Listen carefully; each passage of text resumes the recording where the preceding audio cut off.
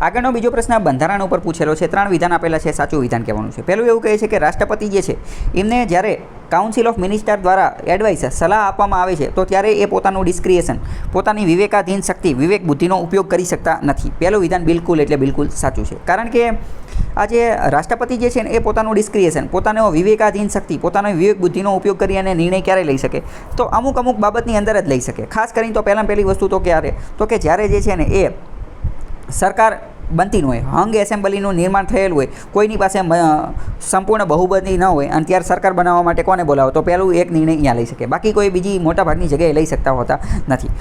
Council of minister જે advice, જે સલાહ આપે ને એ માનવા માટે રાષ્ટ્રપતિ બંધાયેલા છે. એની અંદર એ લોકો રાષ્ટ્રપતિ ડિસ્ક્રિએશનનો ઉપયોગ કરી શકતા નથી. તો પહેલું વિધાન બિલકુલ સાચું છે. બીજું એવું કહે છે કે all member of the parliament, ભારતની સંસદના બધા સભ્યો રાજ્યના લેજિસ્લેટિવ એસેમ્બલી, રાજ્યની જે વિધાનસભા જે છે વિધાનસભા, એના બધા સભ્યો, યુનિયન ટેરેટરી દિલ્હી અને પુડુચેરીના જે સભ્યો જે છે એ બધા રાષ્ટ્રપતિના ઇલેક્શન, ચૂંટણીની અંદર ભાગ લે છે. બીજું વિધાન બિલકુલ એટલે બિલકુલ ખોટું છે. મેં તમને સાલો પહેલાં એક વાત કહી દીધી છે કે રાષ્ટ્રપતિની ચૂંટણીની અંદર ભાગ કોણ લે છે, એની મેં તમને ટ્રીક કહી દીધી છે. બધી જગ્યાએ અલગ વસ્તુ શીખવાડતો હોય, પણ મેં તમને ખાલી એટલું કીધું છે કે રાષ્ટ્રપતિની ચૂંટણીમાં ભાગ લે કેટલું રહે. ખાલી તમે એટલું યાદ રાખો, ઇલેક્ટેડ MP અને ઇલેક્ટેડ MLA.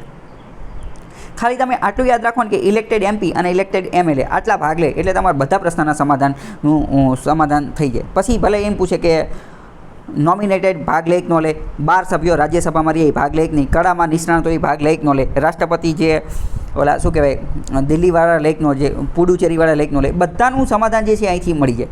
તમારે ખાલી વિચારવાનું, ઇલેક્ટેડ MP રહ્યા ને એ ભાગ લે અને ઇલેક્ટેડ MLA ભાગ લે. ઇલેક્ટેડ એટલે કોણ? તો કે ચૂંટાયેલા લોકો રહ્યા ને એ ભાગ લે. તો અહીંયા આની ઉપરથી પહેલાં જ ખબર પડી જાય કે રાજ્યસભામાં 12 સભ્યો કલા અને વિજ્ઞાનની અંદર નિષ્ણાંત હોય એને નોમિનેટ કરવામાં આવે. શું એ ભાગ લેતા હશે? તો કે ના, ન લે, કારણ કે એ ઇલેક્ટેડ નથી. એટલે બીજા નંબરનો પ્રશ્ન થાય કે વિધાન પરિષદવાળા જે સભ્યો જે છે શું એ ભાગ લે? તો કે ના, એ ન લે. કેમ? કારણ કે ખાલી MLA લે છે, એને તો MLC કહેવામાં આવે, MLC, તો એ ભાગ લે નહીં. ખાલી તમારે શું યાદ રાખવાનું? પ્રેસિડેન્ટ, રાષ્ટ્રપતિની ચૂંટણીની અંદર માત્ર અને માત્ર ઇલેક્ટેડ MP અને ઇલેક્ટેડ MLA જે છે એ ભાગ લે, બીજા કોઈ લે નહીં. બરાબર. બીજો પ્રશ્ન અહીંયા એ ઉદ્ભવે કે તો શું દિલ્હી અને પુડુચેરીના જે લોકો જે છે ત્યાંના જે MP અને MLA જે છે શું એ ભાગ લેશે?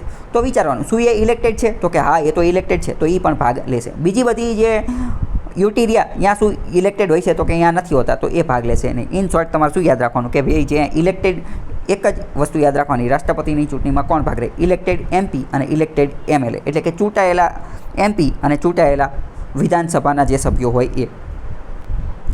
બીજો પ્રશ્ન એ ઉદ્ભવે કે શું રાજ્યસભાના MP લોકો રહ્યા, રાજ્યસભાના MP લોકો એ રાષ્ટ્રપતિની ચૂંટણીમાં ભાગ લઈ શકે કે ન લઈ શકે? વિચારવાનું, રાજ્યસભાના MP રહ્યા ઇલેક્ટેડ છે? તો કે આ ઇલેક્ટેડ જ છે ને, એ ચૂંટાઈને જ આવે છે ને, તો લઈ શકે. ઇન શોર્ટ મેં તમને શું કીધું? ઇલેક્ટેડ MP, ચૂંટાયેલા જે હોય ને એ બધા ભાગ લઈ શકે. નોમિનેટેડ જે છે ને એ ભાગ લઈ શકે નહીં. રાષ્ટ્રપતિની ચૂંટણીમાં જેટલા પણ લોકો મત આપી શકે એનું એક ઇલેક્ટોરલ કોલેજ, એનું નામ શું આપેલું છે? Electoral college. બંધારણમાં એનું નામ લખેલું છે ઇલેક્ટોરલ કોલેજ. એની ઉપર એક અલગ વિડીયો લેક્ચર બનાવેલો છે, એ તમે જોઈ લેજો. તો અહીંયા બીજું વિધાન ખોટું પડશે. ત્રીજું વિધાન શું કહે છે કે રાષ્ટ્રપતિનો ઓર્ડિનન્સ, વટહુકમ બનાવવાનો જે પાવર, સત્તા જે છે, is not a discretionary power, એ ડિસ્ક્રિએશનરી પાવર નથી. તો એ વાત પણ બિલકુલ સાચી છે. કારણ કે આજે રાષ્ટ્રપતિનો આ જે વટહુકમ બહાર પાડવાનો પાવર જે છે એ કોઈ વિવેકાધીન શક્તિ નથી. એ તો અમુક લિમિટ, મર્યાદાના આધારે જે છે એ કામ કરે છે.